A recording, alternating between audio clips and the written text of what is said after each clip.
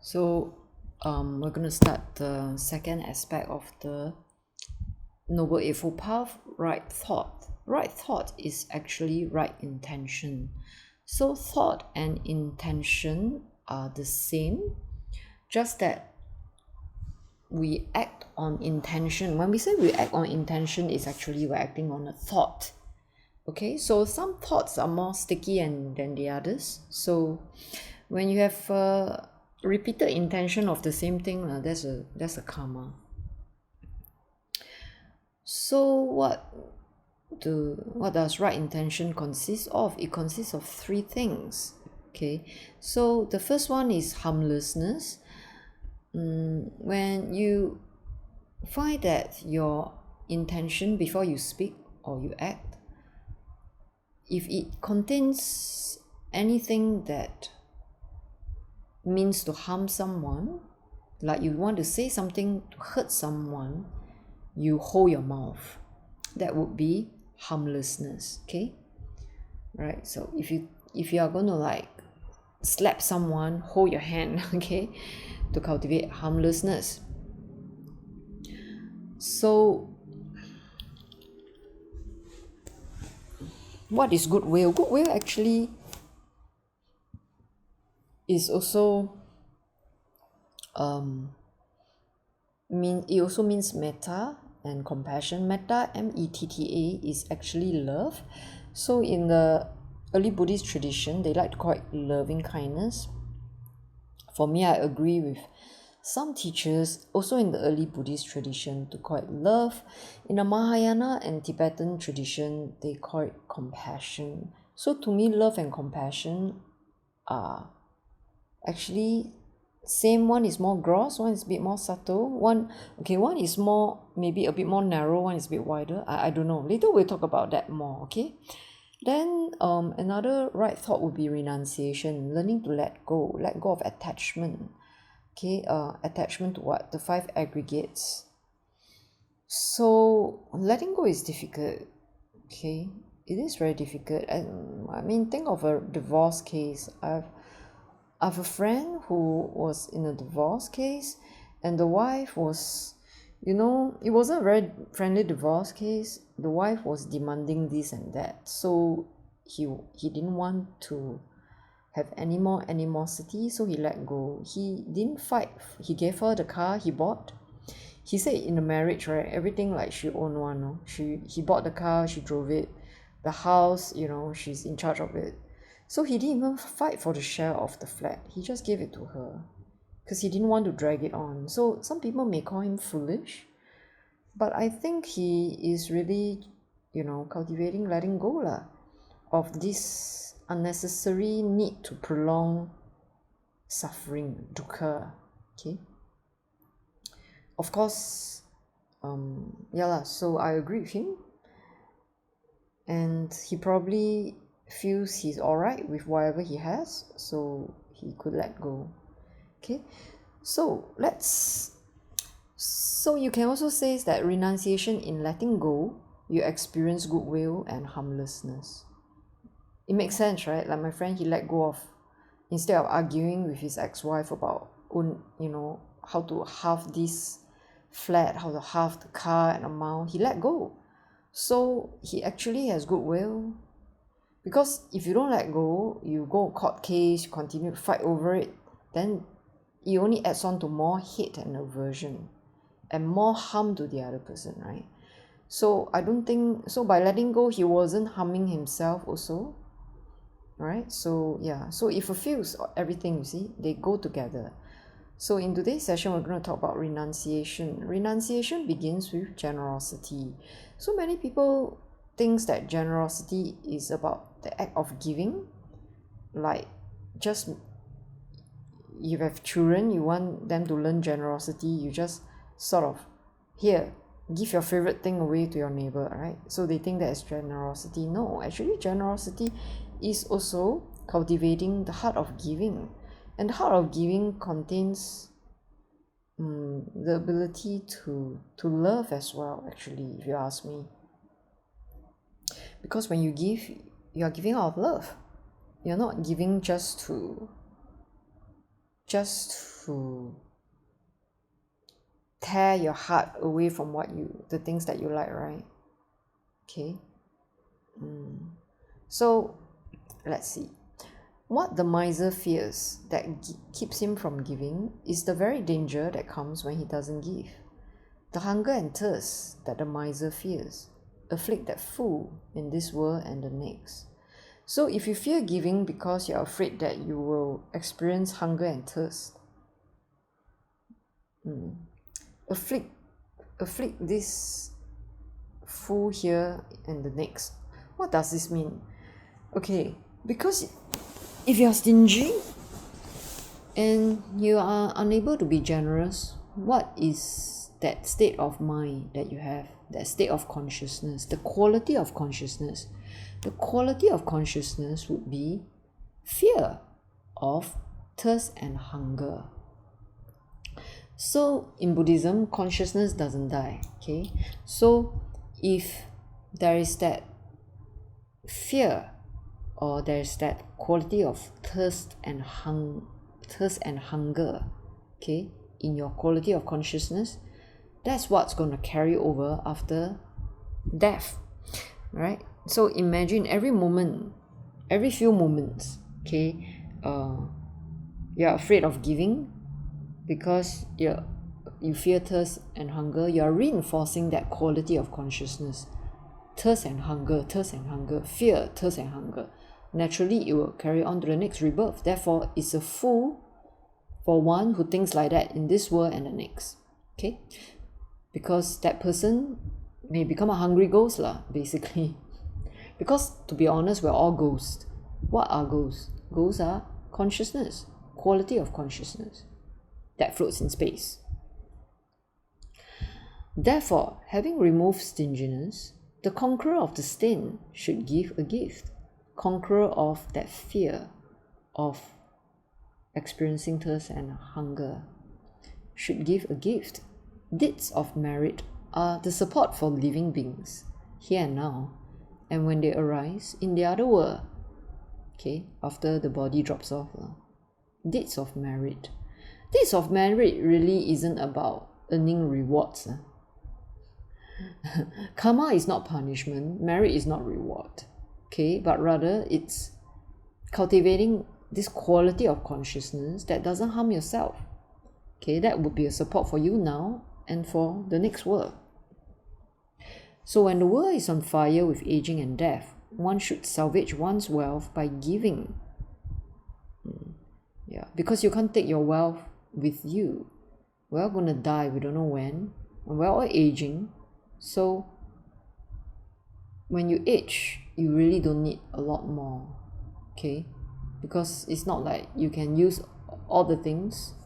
Like if you love photography, carry all those heavy cameras, when you age, your body aches. You're not going to carry all these heavy things anymore, right? So might as well give. What's given is well salvaged. So this points back to the earlier verse.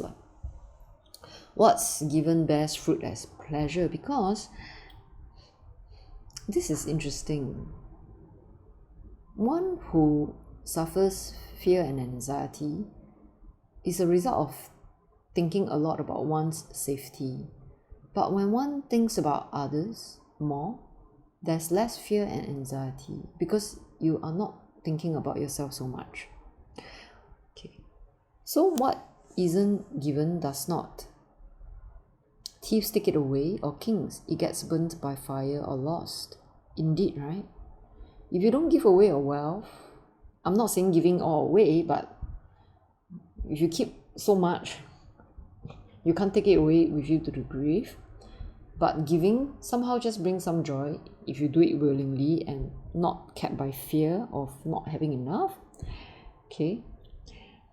And what you don't give away will eventually be taken by the government or someone else. So, right, might as well give while you're alive. So there are precepts which are outer renunciation, and especially in the early Buddhist tradition, this was said. The Buddha had said what made him go into to become monastic.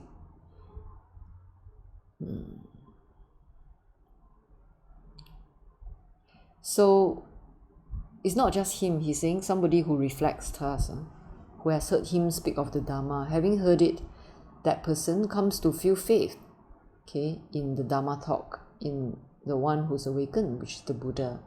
Possessed of this faith in the Buddha, he thus reflects, the household life is cramped. It is a path choked with dust. To leave it is to come out into the open air. It's not easy for one who lives at home to lead the holy life in all its perfect fullness and purity, bright as mother of pearl. Surely I should now shave off my head and my hair and beard, go forth into the homeless life. In course of time, he gives up his possessions, be they many or few, and his circle of kinsmen, be it small or large, shaves off his hair and beard, puts on the yellow robe, leaving his home, goes forth into the homeless life. So living your life at home is renunciation. So this is outer renunciation, by giving up the life that you're familiar with, this life of security that you're familiar with. You go into the homelessness, which is a life of insecurity, because there's no guarantee you'll definitely get the next meal, food wise. There's no guarantee you will not be harmed by animals or other ascetics in the Buddha's time. Okay, so don't have the idea that once you go into monastic life means that your karma won't follow you lah. Your karma will still follow you. Your greed, your fear, aversion, right, and your delusion will follow you wherever you go. And out into homelessness is even more scary because it's a life of insecurity. Okay, so this is what we understand as outer renunciation. So when we say the household life is choked with dust, because if you are married, you have to deal with a lot of people, so that is choked with dust. It's difficult for you to withdraw into solitude, right? And if you are used to always having a lot of people around you, then definitely you'll seek a lot of social life lah. Like a lot of my friends, they're single, and even if they're married, they're always seeking social life somewhere else. Even though at home, right, there are people at home, so we're always, finding something to occupy our minds with lah. Therefore, it's choked with dust. Okay, so in a life of a monk or a nun, there are very little social activities. So in this way, there is more freedom to examine your mind. But understand this, for people who can't even examine their mind in a household life, it will be even more torturous for them to examine their life in a monastery where you're given like 4 or 5 hours a day to do nothing and examine your mind lah. So you got to think about such things. Inner renunciation is actually more important. True renunciation is a matter of the heart and mind, because we're cultivating our heart and mind to reduce and end karma.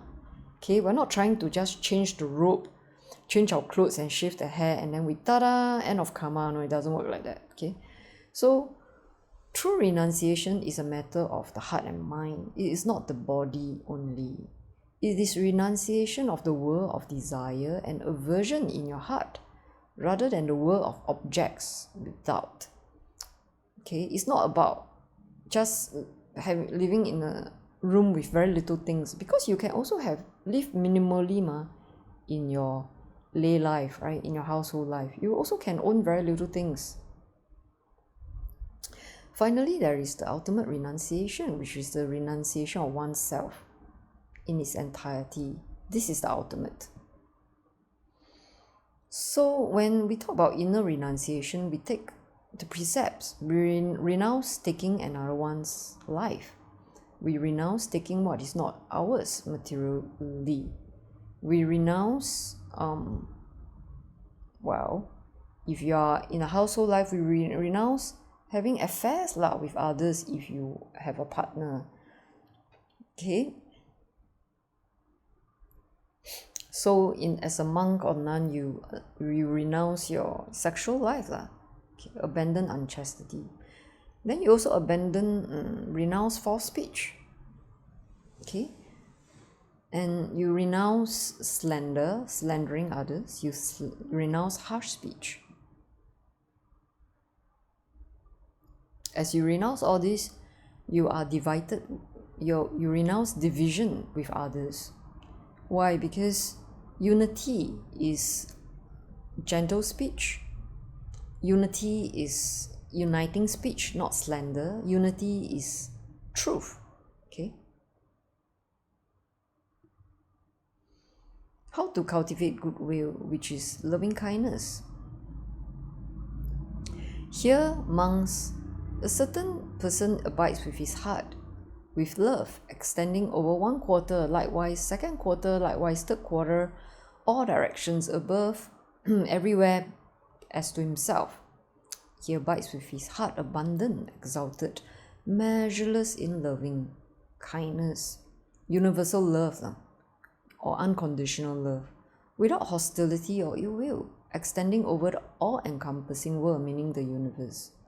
He finds satisfaction in that. Okay, so he doesn't find satisfaction in thinking, what should I eat for lunch today? What should I do with the rest of my day? Rather, he finds satisfaction in sending love throughout this universe, finds it desirable, looks forward to it, not just for his well-being, but he abides in it because it's very pleasant.